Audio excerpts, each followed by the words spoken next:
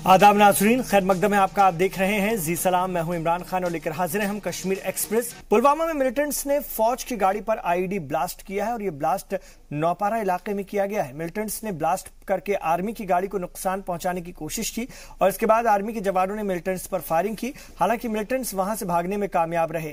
जराये के मुताबिक security forces की गाड़ी जब पुलवामा के आरमूला गदबग रोड से गुजर रही थी, उसी वक्त मिलिटेंट्स ने ब्लास्ट कर दिया। उन्होंने बताया कि ब्लास्ट की वजह से आर्मी की गाड़ी को काफी नुकसान पहुंचा है। खबरों के मुताबिक इस ब्लास्ट में किसी के जख्मी होने की कोई खबर नहीं है। वहीं मिलिटेंट्स को पकड़ने के लिए बड़े पैमाने पर तलाशी मुहिम शुरू कर दी गई है।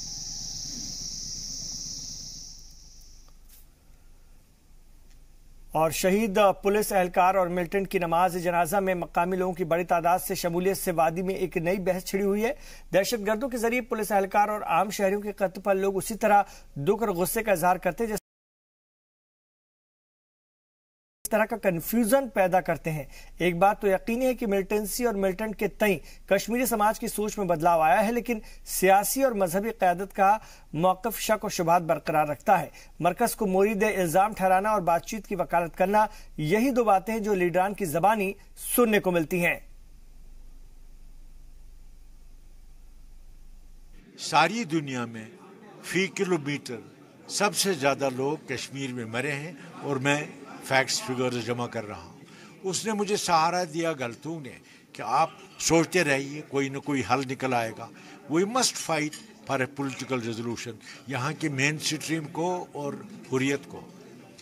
फारूक साहब ने खुद कहा था एक प्लेटफार्म होना चाहिए। वो तब होगा जब आप हुर्रियत के साथ देखेंगे किस किस्म का तबादले ख्याल हो सकता है। ज़ाती तौर पर अफसोस कहूँगा कि जो मुलाजिम वगैरह जो इनके टारगेट बन से, बट यू शुड आल्सो इससे एक सबक लेना चाहिए गवर्नमेंट ऑफ इंडिया को कि कश्मीरी नौजवान जो है आप उसको बहुत सता रहे हैं, बहुत एक्सेस हो रहा है। कश्मीर में जो अब तक हुआ, आई वॉज पार्लियामेंट मेंबर, हमने वहाँ उस ज़माने में भी देखा, ऐसा नहीं होता था। उस ज़माने में भी मेन स्ट्रीम पार्टीज़ पर ही इल्ज़ाम था कि वो गोलियाँ बरसाते हैं, they are killing people. In Farooq's time also उसको मैंने कई बार एडवाइस भी किया कि मामूली बात के लिए बिजली, पावर और पानी के लिए अगर लोग एहतजाज करते हैं तो आप गोलियां बरसाते हैं। But times have changed. यहाँ पर पुलिसमैन की डेथ होती है, वहाँ भी लोग जमा होते हैं, जुलूस निकालते हैं, चाहे कम ही तादाद में।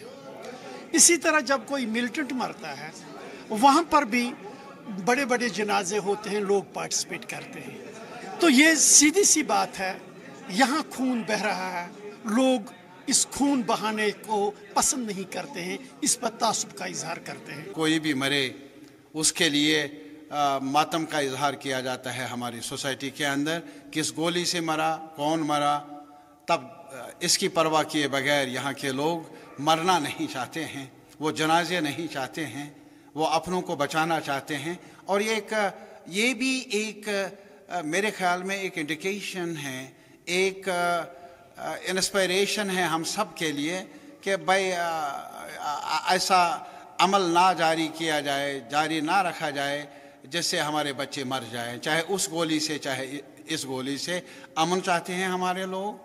देखिए, ये सिर्फ पुलिस वालों का सवाल नहीं है या मिलिटेंट्स का सवाल नहीं है या ये फौजियों का भी सवाल नहीं है, ये उनके सिविलियंस का भी सवाल नहीं है। सबसे पहले एक इंसान पैदा होता है।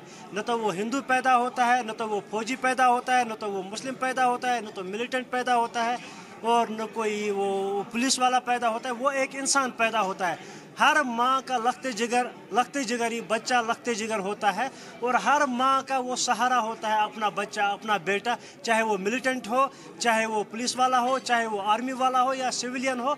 हर एक हमें ह्यूमन समझ के ह्यूमैनिटी की खिदमत करनी चाहिए और इंसान को इंसान सोच के, इंसान के बारे में सोच के सब कुछ करना चाहिए। वही जो एक इंसान को, ह्यूमन को सही और ठीक ढंग से रहने के लिए रखना चाहिए, बस वही। बांदीपुरा के जंगलात में दूसरे दिन भी सिक्योरिटी फोर्सेस का सर्च ऑपरेशन जारी है। आर्मी के 27 आरआर की जानिब से पीर की सुबह से ही मिलिटेंट्स की खुफिया इत्तला मिलने के बाद तलाशी मुहिम शुरू की गई। जराये के मुताबिक इस सर्च ऑपरेशन के दौरान आर्मी के हाथ GPS device, wireless set, magazines और कुछ कपड़े लगे हैं। खबरों के मुताबिक दाना बंक के जंगलों में खासतौर से अभी भी सर्च ऑपरेशन जारी है।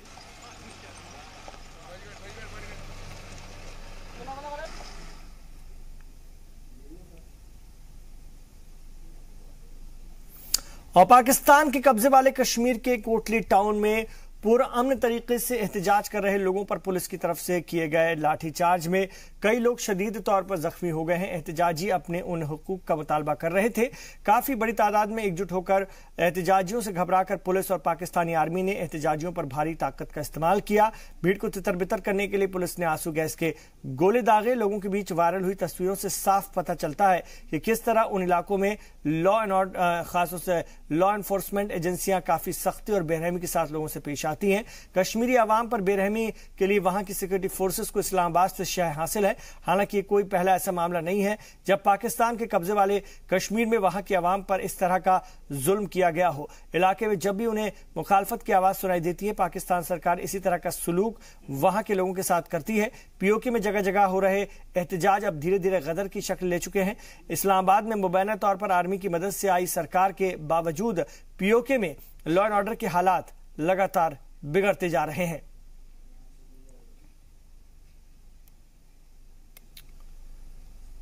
और अब बात करेंगे जम्मू में बसे रोहिंग्याओं की। इसको लेकर के सियासत तो खूब हुई, लेकिन सवाल यह है कि क्या इस पर सियासत करने वालों ने इसे हल करने की कोशिश भी की इतनी शिद्दत से? जवाब है नहीं। जी हां, ये रिपोर्ट देखिए। आपके पास आया, आपने जगह दिया, आपका बहुत बहुत शुक्रगुजार हूँ हम लोग। अगर आप ऐसे करो, बर्मा बेचने के लिए कोई तरीका हम लोगों को ढूंढ के निकाल, आप लोग कुछ कर सकती हैं। रोहिंग्याओं को मुल्क के लिए खतरा बताने में सबसे आगे बीजेपी के लीडर और वजीर हैं। इसीलिए सबसे पहले सवालों के कटघरे में भी उन्हीं को आना होगा। सवाल ये कि कई सालों से इस देश में रह रहे रोहिंग्याओं को उनके घर भेजने के लिए सरकार ने क्या किया? म्यांमार से भागकर भारत आए रोहिंग्या मुसलमानों की तादाद पिछली एक दहाई में 40,000 तक पहुंच गई है। सबसे ज्यादा रोहिंग्या जम्मू में हैं, जिन्हें वापस भेजे जाने को लेकर अक्सर एहतजाज होते हैं। इन तमाम बातों के बावजूद रोहिंग्याओं को वापस भेजे जाने की बात करने वाले मरकजी और रियासती सरकारों ने इस जानिब एक भी मजबूत कदम नहीं उठाया। और ये इंकशाफ हुआ है आरटीआई एक्टिविस्ट रोहित चौधरी के पूछे गए सवाल से। रोहित ने होम मिनिस्ट्री से सवाल किया था कि अब तक कितने रोहिंग्याओं को उनके घर भेजा गया है। इसका जवाब क्या आया, आप खुद सुन लीजिए। तो ये एक साफ क्वेश्चन था जो सरकार ने मुझे जवाब दिया, उसमें साफ लिखा एक लाइन में कि अभी तक किसी भी रोहिंग्या जो इलीगल इमिग्रेंट जम्मू के अंदर रह रहा है उसको यहाँ से रिपोर्ट नहीं किया गया। तो कहीं ना कहीं ये बहुत चिंताजनक बात है। जैसे ये रोहिंग्या जो है, पिछले दिनों में आपने देखा इनसे भारी मात्रा में पैसा भी जम्मू के अंदर बरामद हुआ। ये हवाला ट्रांजैक्शंस के अंदर, गर्ल्स ट्रैफिकिंग के अंदर, ड्रग्स के अंदर ये लोग इन्वॉल्व हैं। तो कहीं ना कहीं सरकार ने इनको आज तक यहाँ से रिपोर्ट नहीं किया। ये अपने आप में एक चिंताजनक बात जरूर है। सुना आपने, मरकज में बीजेपी की पूरी अक्सरियत वाली सरकार ने इस पर सियासत तो खूब की, लेकिन उस तरह के कदम नहीं उठाए जितना शोर मचाया गया। होम मिनिस्टर राजनाथ सिंह पहले ही कह चुके हैं कि रियासती सरकारों से रोहिंग्या के बारे में रिपोर्ट मांगी गई है। रिपोर्ट मिलने के बाद ये फॉरेन मिनिस्ट्री को सौंपी जाएगी, जिसके बाद वो इन्हें वापस भेजने के बारे में म्यांमार की सरकार से बात करेगा। उन्होंने बताया कि कानूनी तौर पर रियासती सरकारें भी इलीगल माइग्रेंट्स को उनके देश भेजने का हक रखती हैं। साबिका पीडीपी बीजेपी सरकार में नायब वजीर आला रहे कविंद्र गुप्ता भी इस मामले में तसल्ली बख्श जवाब नहीं दे पा रहे हैं। यहाँ के जो डीडीसीज हैं उन्होंने इस पर पूरा उसका बनाया था कि कितने लोग यहाँ पर हैं, वो एक संख्या आई थी। उसके बाद डिप्टी चीफ मिनिस्टर के क़यादत में एक कमेटी बनी थी, लेकिन उसकी कोई मीटिंग नहीं हो सकी। तो मुझे लगता है कि गवर्नर रूल के दौरान भी उसकी मीटिंग नहीं हुई। उसमें ये था कि निर्णय लिया जाना था कि इनको किस प्रकार से केंद्र सरकार को बताया जाए, या जितने लोग आ चुके हैं उन पर कहीं ना कहीं चेक लगाया जाए, उसके बाद कोई भी यहाँ पर एंटर ना हो, उसके पूरे नाम, इस पर कार्रवाई होनी थी, लेकिन अभी तक कार्रवाई नहीं हुई। यहाँ रह रहे रोहिंग्याओं पर कई तरह के इल्जाम भी लगते रहे हैं। गुज़िश्ता दिनों जम्मू के चन्नी हिम्मत इलाके में एक रोहिंग्या झोपड़ी से 30 लाख रुपए बरामद किए गए थे। कुछ खबरों में जिस्म फरोशी की बात भी सामने आई, लेकिन सवाल ये भी है कि क्या म्यांमार से जान बचाकर भागे ये रोहिंग्या हिंदुस्तान में ही रहना चाहते हैं? जवाब है नहीं। दरअसल ये रोहिंग्या अपने घरों को जाना चाहते हैं। एक वक्त में अपनी जान बचाने के लिए भले ही इन्होंने गलत तरीके से दरअंदाजी की हो, लेकिन वो यहाँ रहना नहीं चाहते। इसलिए हम आपके पास आया, आपने जगह दिया, आपका बहुत बहुत शुक्रगुजार हूँ हम लोग। अगर आप ऐसे करो, बर्मा बेचने के लिए कोई तरीका हम लोगों को ढूंढ के निकाल, आप लोग कुछ कर सकती हैं। बहुत मुश्किल है। देखो ये जैसे छोटा छोटा डब्बा है ना, वहाँ पे जो दिखाई दे रहे हैं, सिर्फ 2 डब्बा पानी मिलता है। जैसे हम काम करने जा रहे हैं, मजदूरी के पैसा भी नहीं देते हैं, क्या करेंगे। देखो छोटा छोटा बच्चा कितना गंदा पड़ा है। आप लोग ना अच्छा कपड़ा पहन सकती है, ना अच्छा खाना भी खा सकते हैं। भारत में करीब 40,000 रोहिंग्या मुसलमान गैर कानूनी तौर पर रह रहे हैं। ये लोग बांग्लादेश बॉर्डर के रास्ते भारत में दाखिल हुए। बावजूद इसके सरकारें सिवाय रिपोर्ट्स मंगवाने के कुछ खास कदम नहीं उठा सकी हैं।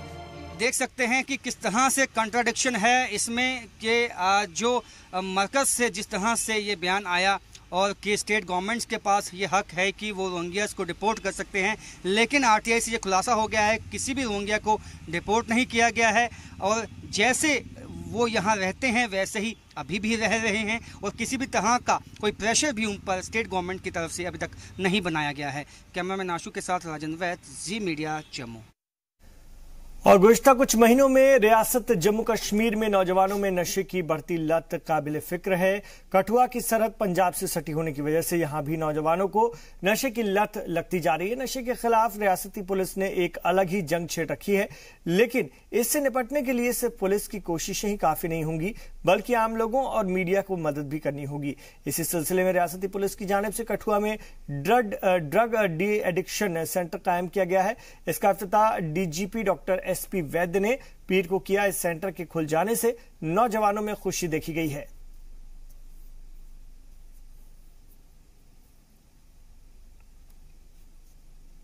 सर बेसिकली देखा जाए तो हमारा जो ये ड्रग एडिक्शन जो है हमारी JNK में बहुत ज़्यादा इसकी प्रभाव पड़ रहा है और यूथ भी इससे बहुत ज़्यादा इफेक्ट हो रहे हैं, एडिक्ट हो रहे हैं। तो बेसिकली आई थिंक मुझे ये लगता है कि अगर इससे हमें दूर रहना चाहिए तो हमें इसका इस्तेमाल कम करना चाहिए, इस पर कर्ब करना चाहिए, कंट्रोल करना चाहिए इस चीज़ पे। और ये जिन्होंने ये इनोग्रेशन की है जैसे बी सर ने, तो सर मैं उनका बड़ा थैंकफुल हूँ। ये जो ड्रग का एडिक्शन था ये JNK में बहुत कम था, ये ज़्यादातर पंजाब और हिमाचल में था, पर अभी के टाइम पे ये JNK में बहुत ज़्यादा बढ़ रहा है टाइम टू टाइम। तो इसीलिए ये आज रिहेबिलिटेशन सेंटर खोला गया है, इसको इनोग्रेट किया हमारे SP वैद सर ने। सर ये JNK पुलिस की एक बहुत अच्छा कदम है ड्रग को ख़त्म करने के लिए। मैं जब NSS के लिए किसी विलेजेस में जाता हूँ तो अभी देखता हूँ कि ये जॉब की वजह से बच्चों को, यूथ को जॉब नहीं मिल पा रहा, उसकी वजह से बच्चे इसमें ड्रग के ज़्यादा एडिक्टेड हो रहे हैं। इसीलिए ये बच्चों को ज़्यादा से ज़्यादा चाहिए कि वो हेल्थ एक्टिविटीज़ में पार्टिसिपेट करें, गेम्स में पार्टिसिपेट करें और ना कि ड्रग्स वाली साइड से। और डीजीपी एसपी वैद्य ने नौजवानों के मिलिटेंसी ज्वाइन करने को लेकर कहा है कि कुछ लोग उन्हें बरगलाने की कोशिश कर रहे हैं, लेकिन वक्त के साथ ये बच्चे समझ जाएंगे कि उनका इस्तेमाल किया जा रहा है। उन्होंने कहा कि वो मिलिटेंसी की तरफ अट्रैक्ट हो रहे नौजवानों की काउंसलिंग करके उन्हें समझाते हैं।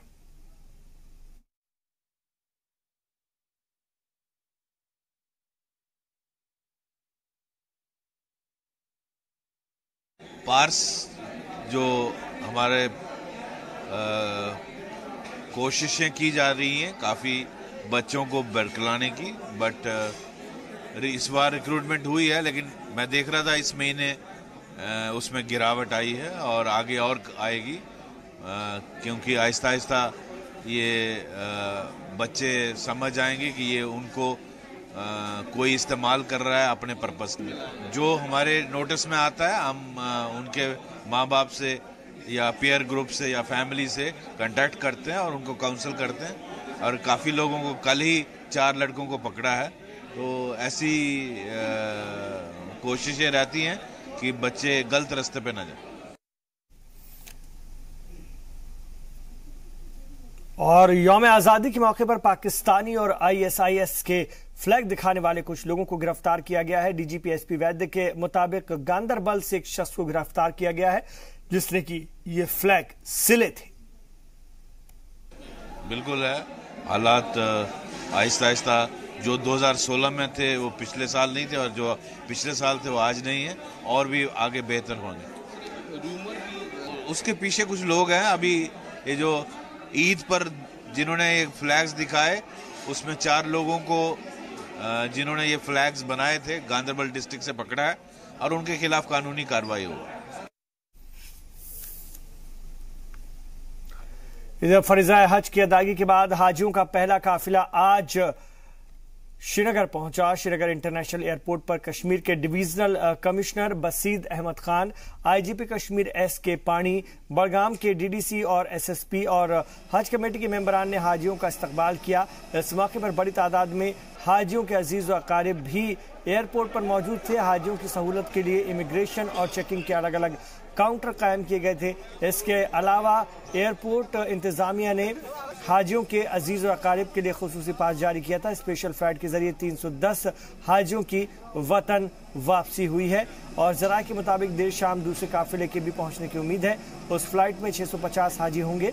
वाज़ेह हो कि इस साल रियासत जम्मू कश्मीर से 9,800 आज़मीन हज बैतुल्लाह के लिए सऊदी अरब गए थे और हज बैतुल्लाह के लिए, और आज़मीन का पहला काफिला 14 जुलाई को जबकि आखिरी काफिला 25 जुलाई को रवाना हुआ था। अगर रियासत के 6 आज़मीन की इस दौरान मौत भी वाक़ हो गई थी।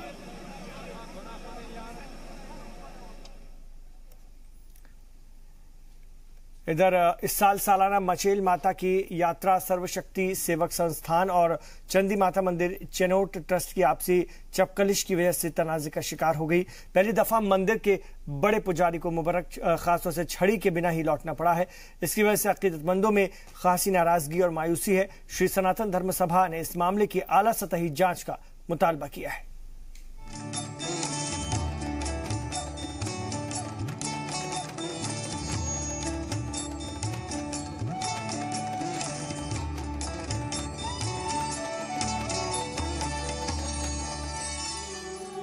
अमरनाथ यात्रा के आखिरी मरहले में 2 अहम यात्राएं और भी होती हैं।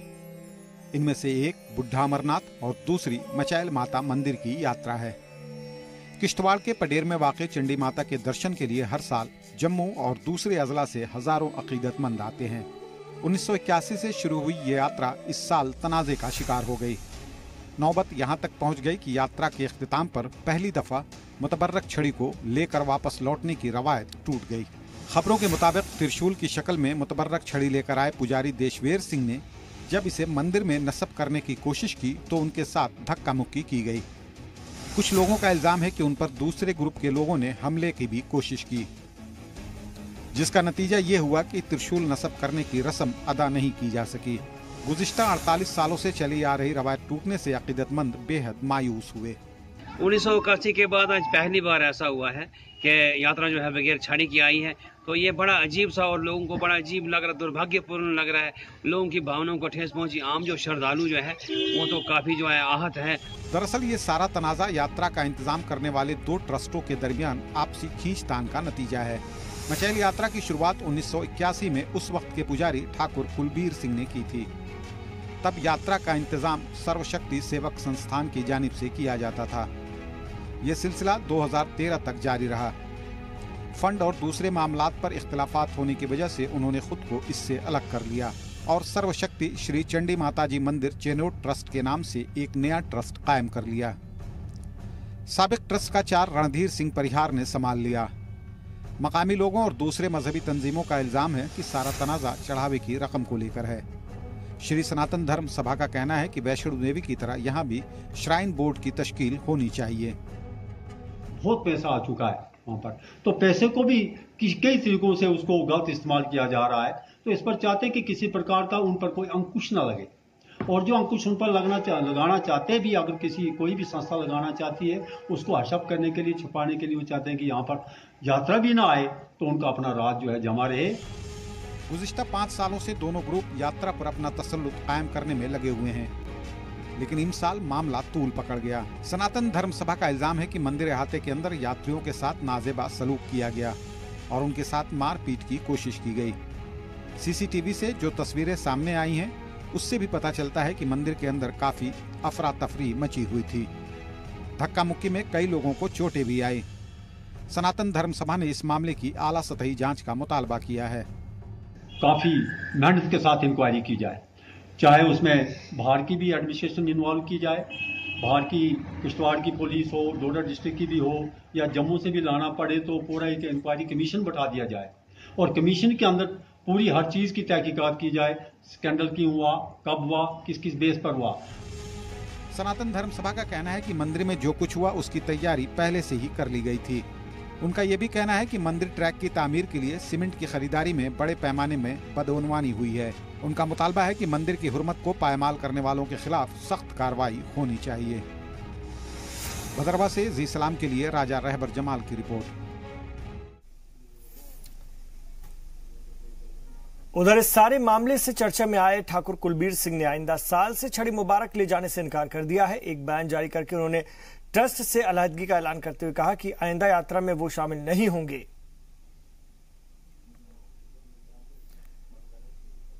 तो आपको बता दें कि इस पूरे मामले से चर्चा में आए ठाकुर कुलबीर सिंह ने आइंदा साल से छड़ी मुबारक ले जाने से इनकार कर दिया है। एक बयान जारी करके उन्होंने ट्रस्ट से अलहदगी का ऐलान कर दिया है और कहा है कि आइंदा यात्रा में वो शामिल नहीं होंगे।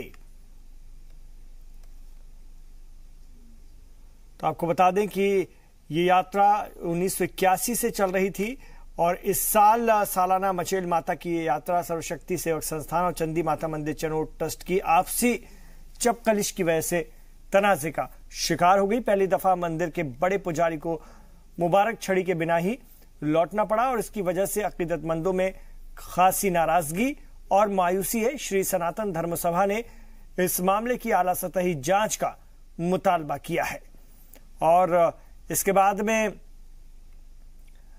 अगर हम बात करते हैं तो बहुत सारी बातें सामने आई हैं। इधर इस मामले में चर्चा में आए ठाकुर कुलबीर सिंह ने आइंदा साल से छड़ी मुबारक ले जाने से ही इनकार कर दिया।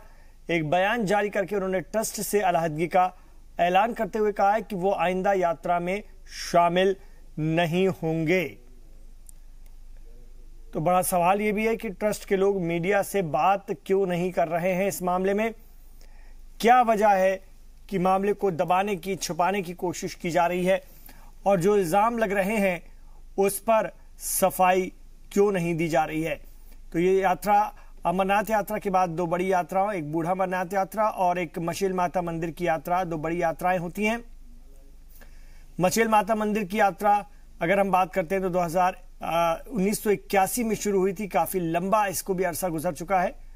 मचेल माता की यात्रा सर्वशक्ति सेवक संस्थान और चंदी माता मंदिर चेनोट ट्रस्ट की आपसी चपकलिश की वजह से तनाजे का शिकार हो गई। इनकी आपसी खींचतान की वजह से ये पूरा मामला बिगड़ता जा रहा है और इससे सबसे ज्यादा नुकसान उन अकीदतमंदों को हुआ है जो दूर दराज से यहां दर्शन के लिए इस यात्रा में शामिल होने के लिए आते हैं। और राजा रहबर जमाल हमारे रिपोर्टर हमारे साथ फोन लाइन पर आइए उनसे बात करेंगे। रहबर, जानना चाहेंगे आपसे, ट्रस्ट के लोग मीडिया से बात क्यों नहीं कर रहे हैं? जी सर, बात अगर की जाए इस मचेल यात्रा की, जो पहली बार जो है पिछले 38 सालों से पहली बार जो है आज गुरुजी जो हैं, जो गुरुजी के भाई हैं, जो मेन प्रीस्ट हैं इसके, ठाकुर कुलबीर जी के भाई जो हैं, उस त्रिशूल को लेकर जाते थे जो छड़ी की शक्ल में यहाँ से मचेल यात्रा जाती है और जब उधर से वापसी होती है तो वो त्रिशूल लेके आती थी। लेकिन आज 38 सालों में, पिछले 38 सालों में पहली बार आज जो है वो त्रिशूल के बगैर जो है वापस लौटी है, जिससे जो है अकीदतमंदों में जो है बहुत गमो गुस्सा है और अकीदतमंदों की जो अकीदत को भी ठेस पहुंची है। लेकिन जो वहाँ पूरा मसला हुआ है उस पर अपना गुस्सा जो है जाहिर करते हुए छड़ी को जो है वहीं छोड़ दिया गया है और आगे की कार्रवाई के लिए जो है आगे का क्या राह अमल होगा उस पर जो है कल पूरी रात जो है एक मीटिंग चली, जो 10 घंटे की तकरीबन मीटिंग हुई, जिसमें ये फैसला लिया गया। जो ठाकुर कुलबीर सिंह जम्वाल जी हैं, जो इसके जो हैं वो हेड हैं और उन्होंने ही इस यात्रा को जो है स्टार्ट किया था 1981 में। तो उन्होंने ये फैसला किया कि अगले साल से जो है इसमें त्रिशूल छड़ी यात्रा जो है वो भद्रवा से वो नहीं लेंगे और अपनी एसोसिएशन जो है इससे जो है आपदा कर दी गई है उन्होंने। जी, शुक्रिया आपका राजा रहबर इस पूरी जानकारी के लिए। इधर जम्मू कश्मीर के गवर्नर सत्यपाल मलिक ने होम मिनिस्टर राजनाथ सिंह से मुलाकात की है। मुलाकात के दौरान गवर्नर ने पंचायत इंतखाबात पर राजनाथ सिंह के साथ बातचीत की। करीब आधा घंटे चली इस मुलाकात में राजनाथ सिंह और मलिक ने जम्मू कश्मीर में लॉ एंड ऑर्डर के मौजूदा हालात पर बातचीत की है, चर्चा की है। होम मिनिस्ट्री के एक ऑफिसर के मुताबिक 4130 सरपंचों और 29,719 पंचों के लिए इंतखाबात सितंबर के महीने में हो सकते हैं। वाज़ेह हो कि रियासत में साल 2011 में आखिरी बार पंचायत इंतखाबात कराए गए थे।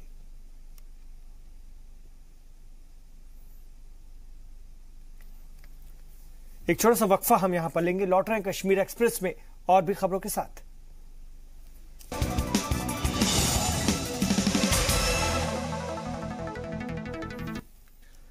आप देख रहे हैं कश्मीर एक्सप्रेस। साबिक नायब वजीर आला और बीजेपी के सीनियर लीडर कविंद्र गुप्ता ने कहा कि 35A के नफाज के बाद से रियासत की आवाम को कोई खास फायदा नहीं पहुंचा है। जी सलाम से बात करते हुए उन्होंने कहा कि सियासी मफाद के लिए आवाम को गुमराह करने की कोशिश की जा रही है। जम्मू कश्मीर में 35A के ऊपर विवाद एक दफा फिर से गर्मा गया है। जहां अफवाहों का बाजार गर्म है, वहीं इस 35A को लेकर जम्मू और कश्मीर की पार्टियां भी आमने सामने हैं। हमारे साथ कविंद्र गुप्ता हैं। कविंद्र जी, 35A को एक ऐसा इशू बनाया गया है जिसको जम्मू वर्सेस कश्मीर बना दिया गया है, आप क्या कहेंगे? ऐसा है कि अलग अलग पार्टियों की अलग अलग विचारधारा हो सकती है, लेकिन सच तो ये है कि पिछले 70 सालों से इस आर्टिकल के कारण कश्मीर और भारत में दूरियां आई हैं। अगर सच में हम चाहते हैं कि कश्मीर के हालात सुधरें, सच में चाहते हैं कि भारत का ये अभिन्न अंग पूरी तरह से बने, तो कहीं ना कहीं इसको ख़त्म करना होगा। प्रधानमंत्री नरेंद्र मोदी ने 2014 में ये बात कही थी कि अगर इस प्रकार की कोई अच्छा इसमें हो सकता है जो जम्मू के लोगों को या कश्मीर के लोगों को भला कर सकता है, तो उन धारा को अपनाना चाहिए, इस पर चर्चा होनी चाहिए। तो अभी तो मामला सब जुडिस है, लेकिन अगर कोई ऐसी बात है तो इस पर चर्चा की जा सकती है। कविंदर जी, मामला सब जुडिस है, लेकिन एक सिलसिला शुरू हो चुका है। जम्मू में भी कश्मीर में भी सेमिनार्स करवाए जा रहे हैं। जो सिविल सोसाइटी है कश्मीर की, उसने कश्मीर में करवाया, और सिविल सोसाइटी जो जम्मू की है उसने हाल ही में जम्मू में करवाया। तो कहीं ना कहीं आपको लगता है मतभेद, कहीं ना रीजनल लेवल पे भी मतभेद है? जहाँ तक सेमिनार्स की बात है, अगर सेमिनार दो तरफा होने चाहिए, पक्ष और विपक्ष दोनों की बात वहाँ पर होनी चाहिए, और सचमुच में और इस पर चर्चा हो तो कोई बुरी बात नहीं है। नहीं, मैंने इसलिए कहा कि मामला सब जुडिस है, तो क्या कोर्ट के ऊपर एक प्रेशर टैक्टिक्स बनाने की कोशिश नहीं लगती आपको? ये देखो, कोर्ट का अपना एक दायरा है।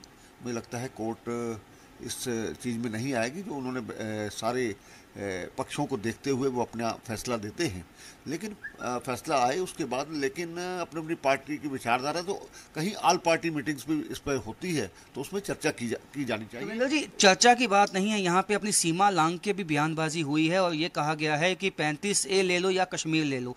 इस तरह की बयानबाजी को, देश मुखालफत बयानबाजी को कैसे देखते हैं? देखो, कोई भी ताकत कश्मीर को भारत से अलग नहीं कर सकती। भारत की पार्लियामेंट में पास हो चुका है, जो कश्मीर पाकिस्तान के पास है वो भी हमारा है, उसको किस तरह से लेना है। जो इस प्रकार की सोचते हैं कि कश्मीर या 35A, ये कोई, मुझे लगता है कि ऐसा सिलसिला नहीं होने वाला। कश्मीर भारत का अभिन्न अंग है और इस प्रकार की ताकतों को अपना मुंह बंद रखना चाहिए। कश्मीर सेंट्रिक पार्टियों ने हमेशा प्रेशर टैक्टिक्स अपनाया है, चाहे वो मेजर आदित्य के वक्त पे था, नाम से FIR दर्ज करवाई गई, और उसके बाद मेजर गगोई भी थे।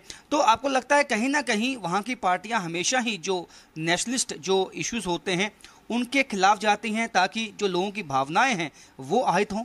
ऐसा है कि सच को सच कहने की हिम्मत होनी चाहिए।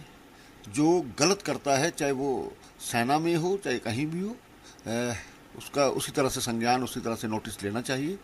अगर कोई गलत सिविलियंस की तरफ से होता है या वहाँ के समाज की तरफ से होता है, तो उसको भी गलत कहना चाहिए। नहीं, लेकिन सभी नियमों को ताक पे रख के, जबकि धारा जो आफ्सपा लगा हुआ है, ऐसे में आप सेना के खिलाफ, कई सेना को स्पेशल पावर्स हैं, लेकिन उसका जो है उसके खिलाफ जाकर सेना के खिलाफ कार्रवाई करना तो कहाँ तक सही है? इसमें गलत है कि सेना की एक अपनी अदालत है, अपनी कोर्ट है, वहीं पर उसका निर्णय होना चाहिए। कविंदर गुप्ता, जिन्होंने अलग अलग विषयों पर अपना पक्ष रखा। कैमरामैन आशु के साथ राजन वैद, जी मीडिया जम्मू।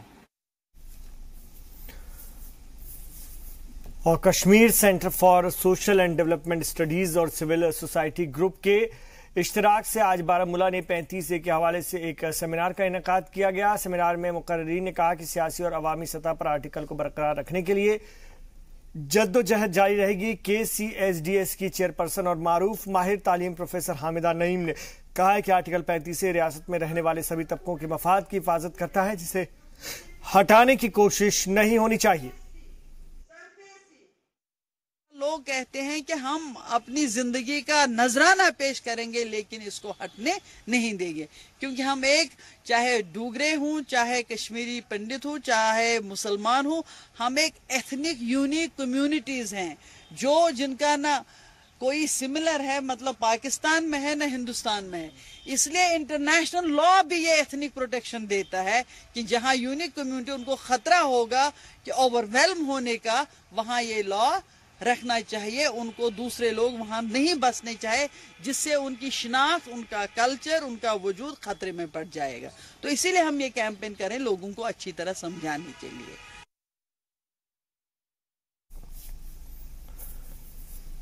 इधर all community participation workers land cases association के सदर तनवीर हुसैन ने जम्मू और कश्मीर रीजन के चीफ इंजीनियर के इस्तीफे का मुतालबा किया है। डोडा में सहाफियों से बात करते हुए उन्होंने कहा कि त्यौहार के मौके पर मुलाजमीन की तनख्वाह अदा न कर पाना चीफ इंजीनियर की नाअहली साबित करता है। उन्होंने कहा कि अगर मुलाजमीन की तनख्वाह जल्द अज जल्द अदा नहीं की गई तो वाटर सप्लाई का निजाम रोक देंगे। तनख्वाह की अदायगी न होने की सूरत में एसोसिएशन ने 1 सितंबर से रियासती सतह पर तहरीक शुरू करने का भी ऐलान किया है।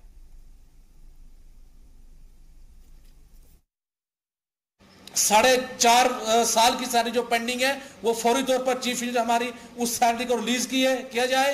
और साथ ही साथ जो नए गवर्नर साहब जिन्हें अभी प्रभार संभाला है जम्मू कश्मीर का सत्यपाल मलिक जी, उनसे हमारे निवेदन है कि हम नहीं चाहते कि जम्मू कश्मीर में हालात खराब हों, हमें मजबूर नहीं किया जाएगा, नहीं तो आने वाले वक्त में हम पूरी तरह से जम्मू कश्मीर की सप्लाई है वो ठप करने जा रहे हैं।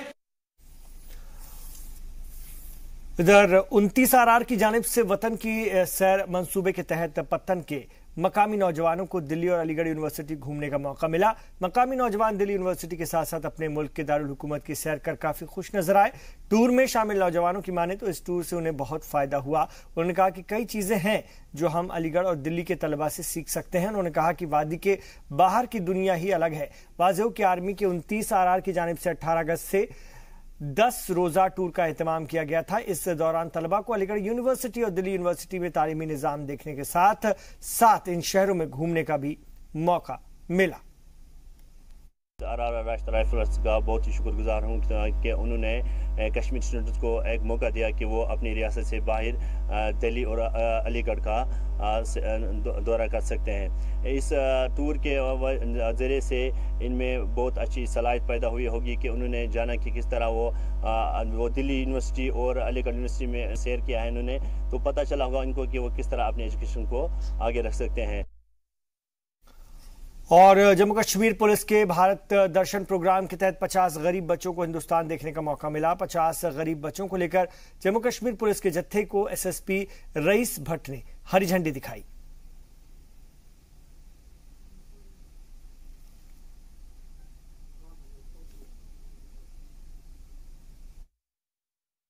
जम्मू कश्मीर पुलिस की तरफ से जो भारत दर्शन के टूर जो हैं ऑर्गेनाइज किए जा रहे हैं और इस बार खासकर हर डिस्ट्रिक्ट में किए जा रहे हैं और बच्चों को 5 दिन के ट्रिप के लिए जो है नेशनल कैपिटल रीजन दिल्ली और उसके आसपास के मसाफात में भेजा जा रहा है। हमारी कोशिश यही है कि एक नेशनल इंटीग्रेशन का मैसेज लेके आएँ और वहाँ पे जाके जो भी नेशनल मॉन्यूमेंट्स हैं उनको देखें, एक मेमोरीज अपने लिए क्रिएट करें और उसके अलावा हमारे लिए जो है जो कॉन्फिडेंस है वो उसको बढ़ा के आएँ।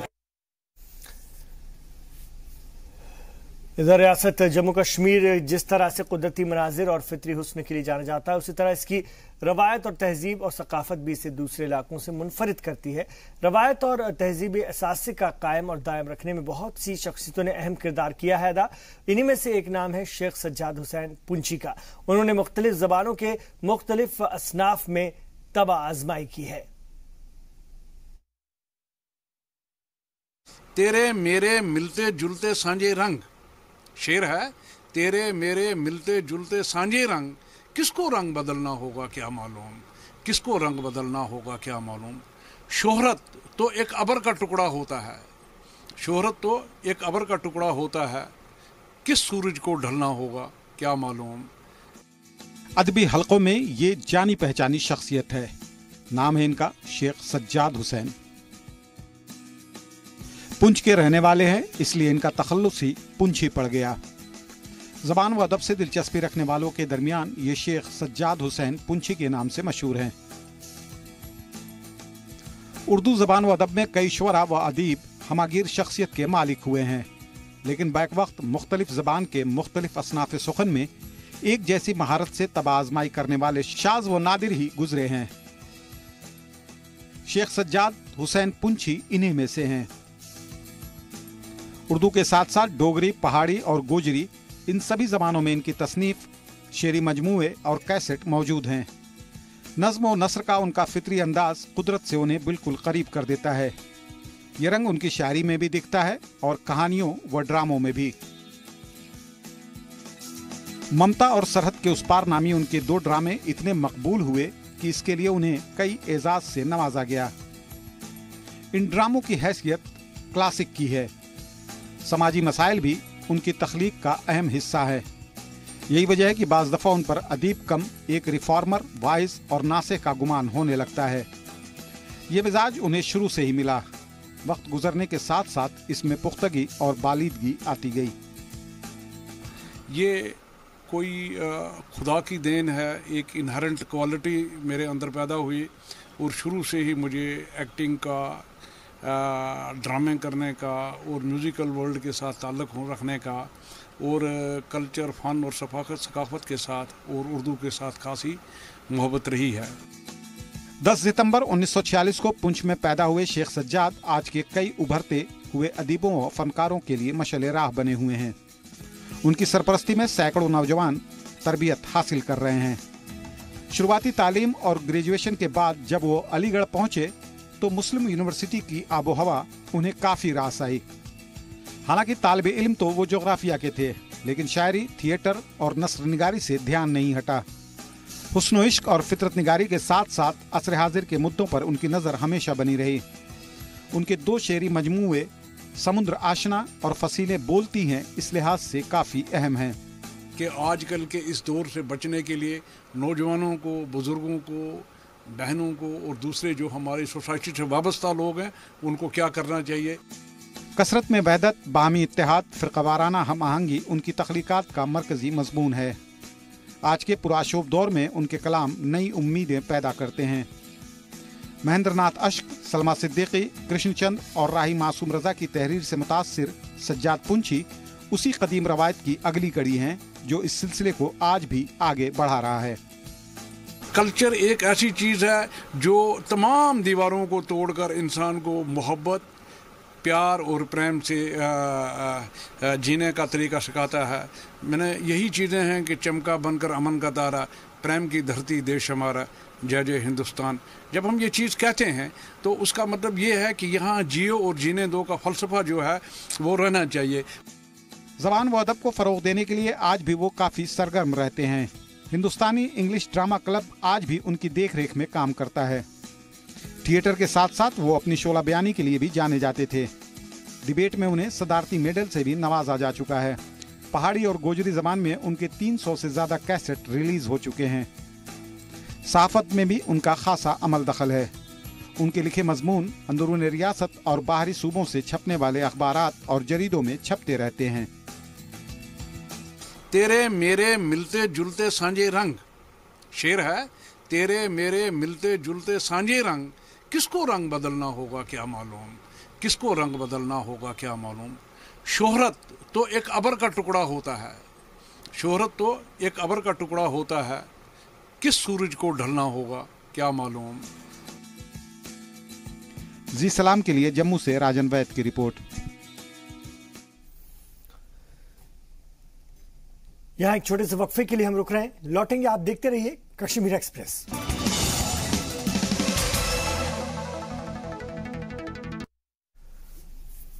आप देख रहे हैं कश्मीर एक्सप्रेस। पट्टन के पलहन में एसडीएम की जानिब से एक पीआरसी कैंप का एहतमाम किया गया। इस कैंप में सैकड़ों नौजवानों को परमानेंट रेजिडेंस सर्टिफिकेट तकसीम किए गए। वाज़ेह है कि कश्मीर में पहली दफा इस तरह कैंप लगाकर नौजवानों को पीआरसी तकसीम की गई। इससे लोगों का वक्त तो बचा ही, साथ ही महकमे के चक्कर लगाने की भी परेशानी नहीं हुई। लोगों ने इस तरह की पहल के लिए एसडीएम का शुक्रिया अदा किया है। हमें बहुत सारी जगहों पे जाना पड़ता था, बहुत सारे ऑफिस के चक्कर लगाने पड़ते, लेकिन शुक्र अल्लाह का, फिर इन नयाब साहब का, फिर एजाज साहब का, जिन्होंने यहाँ पे एसडीएम की मदद से यहाँ पे कैंप लगाया और हम सभी बाशिंदे पलावल के अपना जो स्टेट सब्जेक्ट है वो आसानी के साथ यहाँ से हासिल कर सकते हैं। इधर सोपोर में 9वीं जमात में तालीम हासिल करने वाले तलबा जीशान रफीक बांदे के अस्पताल में इलाज के दौरान मौत हो गई। जीशान सोपोर के नवपुरा इलाके में रोड के किनारे बेहोशी की हालत में मिला था, जिसे मकामी लोगों ने सोपोर के अस्पताल में दाखिल कराया। हालत बिगड़ता देख उन्हें श्रीनगर रेफर कर दिया गया, जहां पर इलाज के दौरान जीशान की मौत हो गई। जीशान की मौत के बाद उनके अहले खाना का रो रो कर बुरा हाल है। उनके वालिदैन की माने तो जीशान पर जानलेवा हमला हुआ है और उसके कातिलों को सजा दी जानी चाहिए। कुछ चश्मदीदों के मुताबिक जीशान कुछ लड़कों के साथ झगड़ा हो गया था उसका, इसके बाद उनके बीच जमकर हाथापाई हुई। जीशान के वालिदैन के मुताबिक उनके बच्चे पर जानलेवा हमला हुआ है। फिलहाल पुलिस मामले की जांच कर रही है।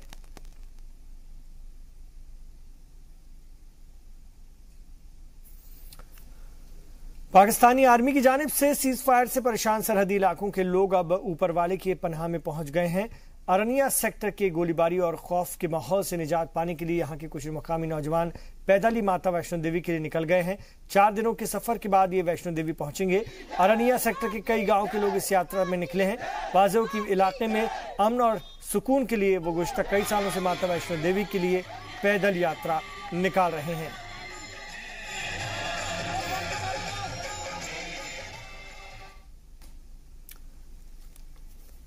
गवर्नर के मुशीर के विजय कुमार ने आज गांदरबल का दौरा करके जिले में चल रहे तरक्याती कामों का जायजा लिया और इस दौरान मकामी एमएलए, महकमा सेहत के सेक्रेटरी, डीडीसी और एसएसपी के हमराह ने जिला अस्पताल का दौरा किया। इस दौरान उन्होंने ओपीडी, यूएसजी, आईसीयू और सर्जिकल वार्ड का मुआयना भी किया। इस दौरान उन्होंने हॉस्पिटल में डॉक्टर, नर्स और दीगर स्टाफ की जानकारी हासिल की।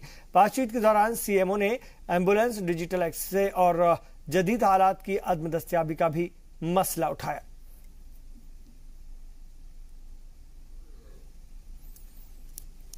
अनंतनाग के नौगाम इलाके के लोग बिजली ट्रांसफार्मर के बार बार खराब होने से परेशान हैं। इलाके के लोगों ने इसके खिलाफ अनंतनाग डीसी ऑफिस के बाहर जमकर एहतजाज किया। उनका कहना था कि जो ट्रांसफार्मर महकमा बिजली की तरफ से लगाया गया है, दरअसल वो लोड ही नहीं ले रहा है, जिसकी वजह से आए दिन ट्रांसफार्मर खराब हो जाता है। इसकी मरम्मत के लिए गांव वाले चंदा बांधकर ऐसे पैसे जमा करते हैं, लेकिन कुछ दिन बाद ट्रांसफार्मर फिर से काम करना बंद कर देता है।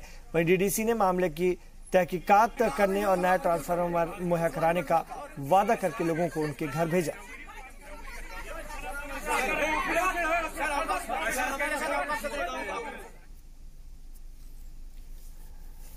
वहीं हंदवाड़ा में बिजली महकमे के कई मुलाजमीन ने पीडीडी कॉन्ट्रैक्टर को सजा दिए जाने की मांग को लेकर एहतजाज किया। एहतजाजियों का इल्जाम है कि कॉन्ट्रैक्टर अक्सर मुलाजमीन के साथ बदतमीजी से पेश आता है। यही नहीं, वो अक्सर मुलाजमीन को गालियां भी देता है। एहतजाज कर रहे मुलाजमीन ने महकमे के ऑफिसर्स से कॉन्ट्रैक्टर के खिलाफ सख्त कदम उठाने की मांग की। उन्होंने कहा कि जब तक कॉन्ट्रैक्टर को सजा नहीं दी जाती, उनका एहतजाज जारी होगा। हम गवर्नमेंट से अपील करते हैं उसके खिलाफ एफआईआर, उसका जो लिस्ट कार्ड जो है वो ब्लैक लिस्ट में डाल दिया जाए और उसके खिलाफ कानूनी कार्रवाई की जाए।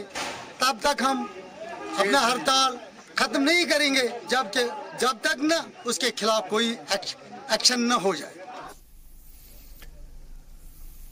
और इधर Jammu Kashmir RTI teachers forum ने 7वें पे कमीशन नाफिज करने का मुतालबा किया है। जम्मू में नाराज असातिज़ा ने मुतालबे को लेकर पुरजोर एहतजाज किया। असातिज़ा ने कहा कि अगर आइंदा 5 दिनों में उनके मुतालबात तस्लीम नहीं किए गए तो वो कामकाज ठप कर देंगे। मुजाहिरीन ने कहा कि एसएसए और रमसा के तहत तकर्रुरी पाने वाले असातिज़ा को अब 7वें पे कमीशन का फायदा मिलना ही चाहिए।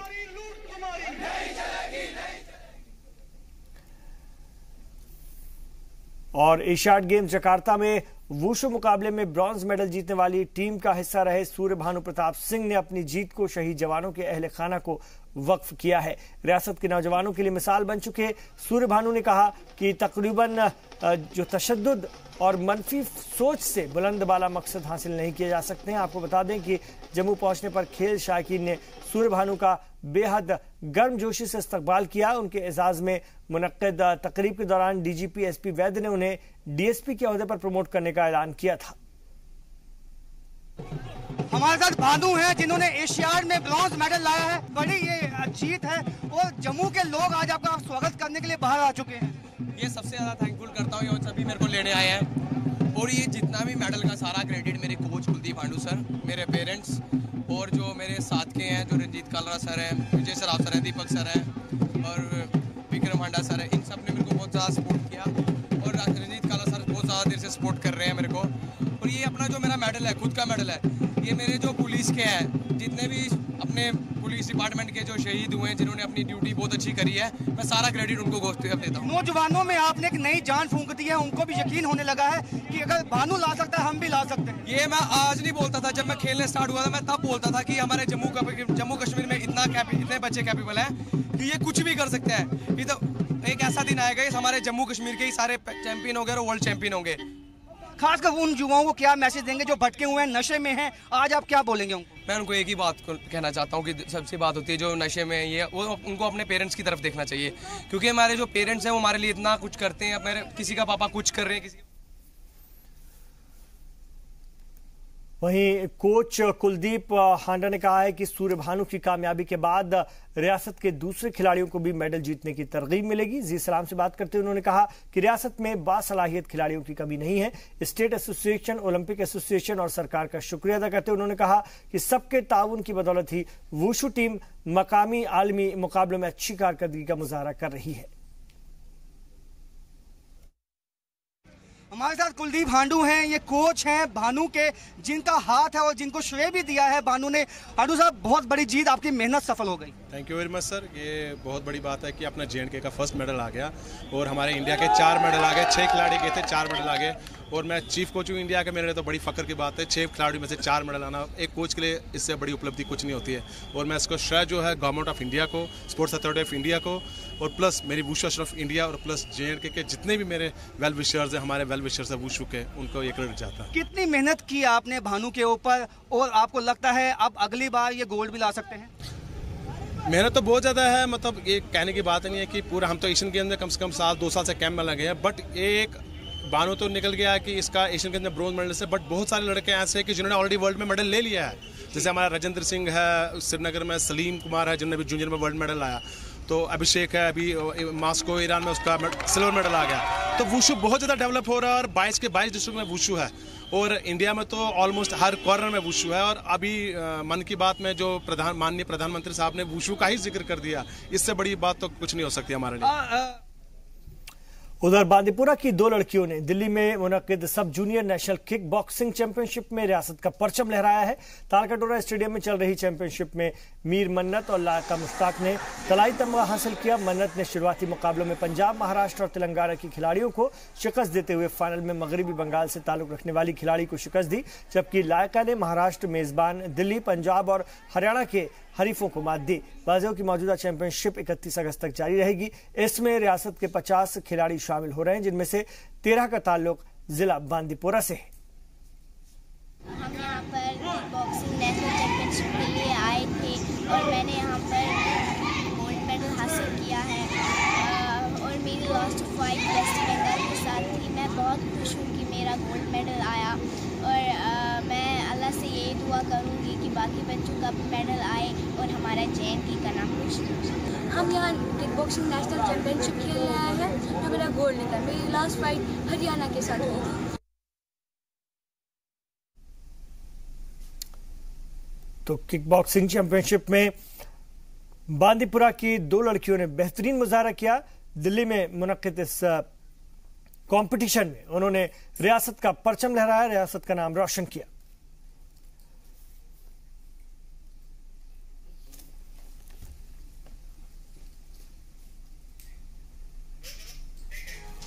नाज़रीन, इस बुलेटिन में फिलहाल इतना ही कश्मीर एक्सप्रेस में, लेकिन थोड़ी देर बाद आप देखेंगे हमारा बेहद खास program ground zero Khurshid Rabbani के साथ।